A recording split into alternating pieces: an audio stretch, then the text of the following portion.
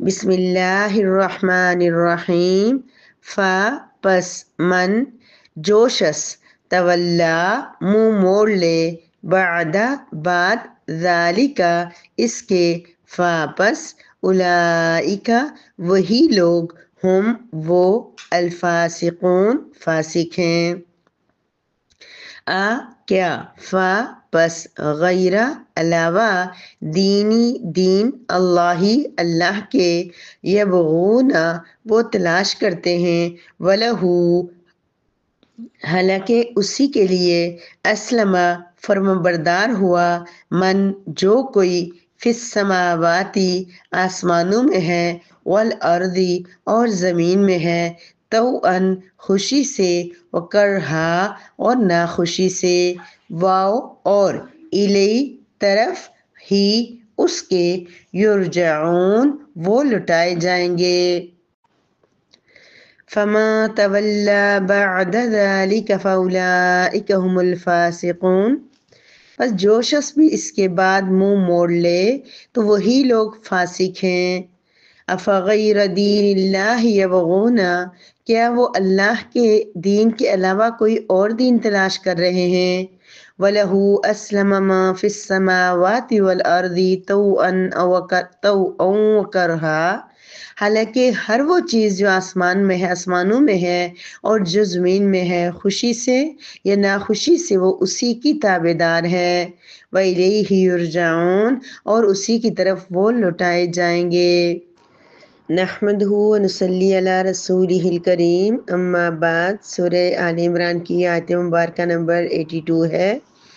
جس میں اللہ رب العزت یہ فرما رہے ہیں چونکہ گزشتہ آیت مبارکہ کے اندر تمام انبیاء کو یہ تاکید کی گئی تھی ان سے عہد لیا گیا تھا کہ وہ بعد میں آنے والے انبیاء کی نصرت کریں گے اور وہ اپنے عوام اور اپنی امت کو بھی یہ بتائیں گے کہ انہوں نے بعد میں آنے والے انبیاء کی تائید و نصرت کرنی ہے تو اب اللہ پاک یہ فرما رہے ہیں کہ جو تولا بعد ذالک اس سے پھر گیا یعنی اللہ کے ساتھ اس کیے ہوئے عہد کے سے جو امت کسی بھی نبی کی جو امت اس عہد سے پھر گئی تو فاولئک هم الفاسقون وہی فاسق ہوں گے یعنی کسی نے اگر موسیٰ علیہ السلام کی امت ہے اور یہودی ہیں یا عیسائی ہیں بار نبی کریم صلی اللہ علیہ وسلم کے دور میں آ کر انہوں نے آقا دو جہاں حضرت محمد مصطفیٰ صلی اللہ علیہ وسلم کی رسالت کو نہیں مانا آپ پر ایمان نہیں لائے قرآن کو نہیں مانا تو ظاہر سی بات ہے مسلمان نہیں ہو سکتے یہ فاسق ہیں یہاں پر فاسق ویسے تو اوور الفاسق کا لفظ گناہگار کے لیے استعمال ہوتا ہے ہم اپنی اس میں بھی اصطلاح میں بھی فاسق کہہ دیتے ہیں کسی کو اگر کوئی بہت زیادہ گناہ کرے ہم کہتے ہیں بہت فاسق ہے حالانکہ کہنا نہیں چاہیے ہمیں نہیں پتہ کہ کسی انسان کی ظاہری حالت کیسی ہے اس کے اندر کیا چل رہا ہے اور اللہ کے ساتھ اس کا تعلق کیسا ہے ہمیں کسی بھی انسان کے بارے میں دعا ضرور کرنی چاہیے اس کی اصلاح کر سکتے ہیں اصلاح بھی کریں لیکن کسی پہ لیبل لگا لینا جبکہ وہ کلمہ پڑھنے والا ہو یہ ہمارے لیے مناسب نہیں ہے تو یہاں پر فاسق سے مراد کافر ہے یعنی مکمل طور پہ کافر ہو گیا ہر وہ شخص جو آنے والے نبی کو نہیں مانے گا تولا منہ موڑ دے گا اس بات سے جس کا عہد گزشتہ آیت مبارکہ کے اندر لیا گیا ہے یعنی کہ ہر دور کے اندر جو بھی نبی آنے والے تھے بعد میں ان کی اطاعت ان کی نصرت ان کی تائید کرنا پہلے والے لوگوں کے لیے پہلے والے انبیاء کی امتوں کے لیے ضروری تھا اور خاص طور پہ حضرت محمد مصطفیٰ صلی اللہ علیہ وسلم کے دور میں جو لوگ تھے ان کے لیے لازمی تھا کہ وہ آقا دو جہاں کی اطاعت کرتے لیکن جنہوں نے نہیں کی تو پھر وہ فاسق فاجر اور کافر ہی ہوں گے آیت مبارکہ نمبر 83 ہے جس میں اللہ رب العزت یہ فرما رہے ہیں کہ کیا یہ لوگ اللہ کے علاوہ کوئی اور دین تلاش کر رہے ہیں دیکھیے کتنا خوبصورت ورڈ ہے اللہ جملہ ہے اللہ رب العزت فرما رہے ہیں کہ کیا اللہ کے علاوہ کسی اور کا دین یہ لوگ تلاش کر رہے ہیں جبکہ اللہ کا اختیار ایسا ہے اللہ کے لیے ہر وہ چیز جو آسمان اور زمین میں دیکھیں آسمانوں اور زمین کے اندر کیا کچھ ہے یہ سارا کیا کرتا ہے اسلمہ اسی کی فرمانبرداری کرتا ہے اب دیکھیں توأن خوشی سے جیسے اگر کوئی انسان مسلمان ہو جاتا ہے اللہ پر ایمان لے آتا ہے آخرت پر ایمان لاتا ہے قرآن کریم پر ایمان لاتا ہے انبیاء پر ایمان لاتا ہے اور پھر وہ کیا کرتا ہے اپنے آپ کو اسلمہ مسلمان بنا دیتا ہے فرمانبردار بنا دیتا ہے اللہ کا چلتے پھرتے اٹھتے بیٹھتے ہر وقت اس کے پیش نظر ہوتی ہے اللہ کی رضا، اللہ کی مرضی۔ وہ اپنی اللہ کی مرضی کے بغیر کوئی کام، اس کا سونا، اس کا جاگنا، اس کا اٹھنا، اس کا بیٹھنا، اس کا ہر کام اللہ رب العزت کی اطاعت پہ مبنی ہوتا ہے، اسلم مکمل فرما بردار ہوتا ہے۔ تو ظاہر سی بات ہے بہت سارے نیک لوگ اس دنیا میں ایسے ہیں، اللہ کے انبیاء اس سے سب سے پہلے، پھر صدیقین، شہداء، اور بہت سارے لوگ جو ہے وہ ان ساری چیزوں میں پورا اترتے ہیں کہ وہ توان خوشی سے اپنے رب کی اطاعت کرتے ہیں، اپنے رب کی اطاعت کی کوشش کرتے ہیں۔ لیکن ایک دوسرا طبقہ ایسا بھی ہے کرہا، جو ناخوشی سے بھی کرتا ہے لیکن اس کو اطاعت وہ پھر بھی کرتا ہے۔ کیا مطلب؟ اس کا مطلب یہ ہے کہ کچھ چیزوں میں انسان اطاعت پر مجبور ہوتا ہے۔ ایک انسان کہ میں اللہ کو نہیں مانتا، جسے کافر لوگ نہیں مانتے، دیریے نہیں مانتے، کوئی کچھ ایسے کہ بالکل سرے سے قائل ہی نہیں، وہ کہتے ہیں بس آئے ہم پیدا ہوئے آئے پتہ نہیں کس سے، اور پھر ابھی فوت ہوں گے اور مر جائیں گے۔ تو ایسے لوگوں کے لیے کیا ہے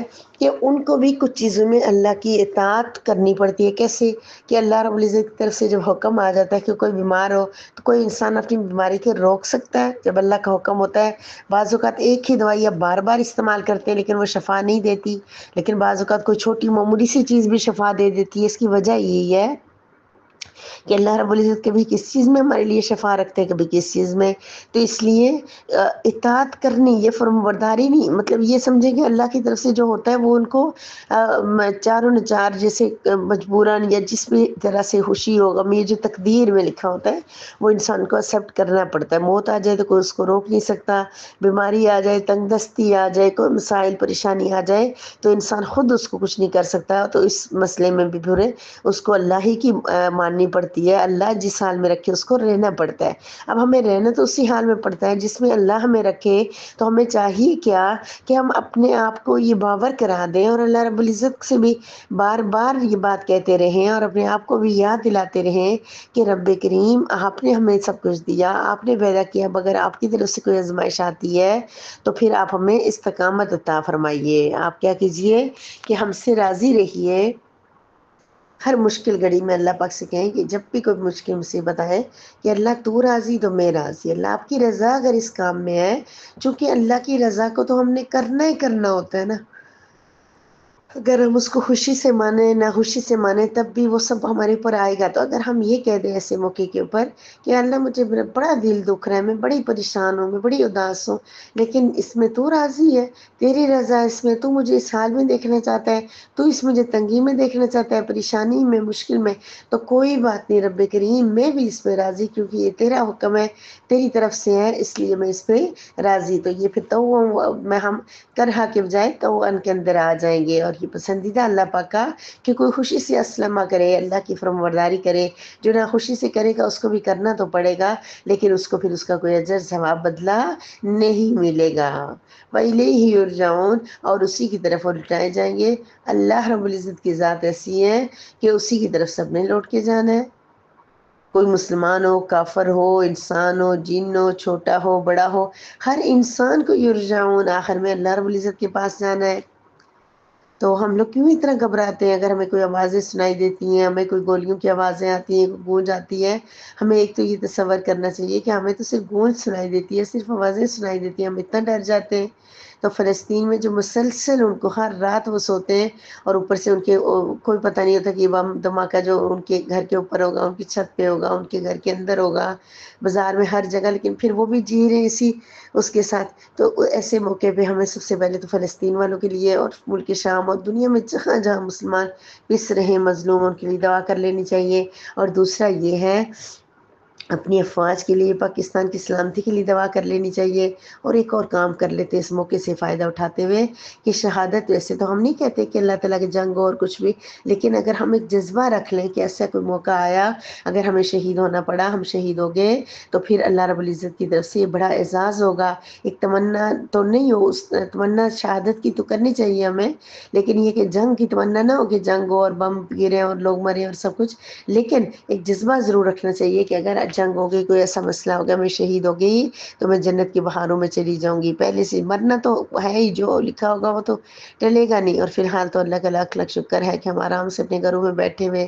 سوئے ہوئے، اور افواج جو ہے نا سرحدوں پہ لڑ رہی ہیں، مقابلہ کر رہی ہیں، بس ان کی حفاظت کی دعا کرنی ہے، دشمن کے لیے بھی دعا کرنی ہے کہ اللہ اس کو ہدایت نصیب میں ہے تو ہدایت دے، نہیں ہے تو اللہ رب العزت ان کو غارت کر دے۔ جنہوں نے بیٹھے ہوئے بالکل دو ایک پڑوسی ممالک اور سب کچھ نارمل چل رہا، وہ ہوتا نا کہ مسلمان وہ کر رہے ہیں، خود حملے کر رہے ہیں، یا وہ اسلام کی سربلندی کے لیے مزید جو دنیا میں دین پھیلانے کے لیے کام کر، کچھ بھی ایسا نہیں ہو رہا، تو پھر ان کو حملہ کر کے دونوں ملکوں کو نقصان پہنچانا لوگوں کو اور سب کچھ، یہ کوئی بالکل ہی سوٹیبل چیز نہیں ہے۔ لیکن اگر انہوں نے کیا تو ظاہر ہے ہماری افواج بھی پھر انشاءاللہ بدلے میں کریں گی، لیکن ان کا ٹارگٹ یہی ہے کہ سویلین کو نشانہ نہیں بنایا جائے گا، عام لوگوں کو، جبکہ ہم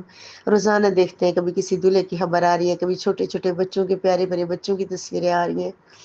کہ یہ آج شہید ہو گئے، کبھی فلاں عورت شہید ہو گئی، کبھی فلاں، ان کے گھر والوں سے بندہ پوچھے، تو پھر ایسے اللہ رب العزت ایسے حفاظت فرما دے۔ اپنی شہادت بہت آسان ہے، بہت خوبصورت ہے، کیونکہ ہمیں جنت ملے گی، لیکن دوسروں کی شہادت برداشت کرنا، دوسروں کی جدائی برداشت کرنا بڑا مشکل کام ہے۔ اس لیے اللہ رب العزت سے دعا کرتے ہیں کہ اللہ پاک لوٹنا ہم نے آپ کی طرف ہی ہے، شہادت آپ دے دیں تو ہمیں اچھا لگے گا، لیکن رب کریم ہم اتنے بہادر نہیں ہیں، رب کریم ہم اتنے جو ہے نا طاقت والے بھی نہیں ہیں، ہم بہت بزدل ہیں، اس لیے آپ ہمیں جو ہے نا ہماری حفاظت فرمائیے، اور امن و امان کی فضا ہمارے ملک میں، خاص طور پر پوری دنیا میں، لیکن اس وقت ہمارے ملک میں حفاظت فرما دے، اور آسانی پیدا والا معاملہ فرما دے، بہتری والا فرما دے، اور سب کو ہدایت نصیب فرما دے۔ وآخر دعوانا ان الحمد للہ رب العالمین۔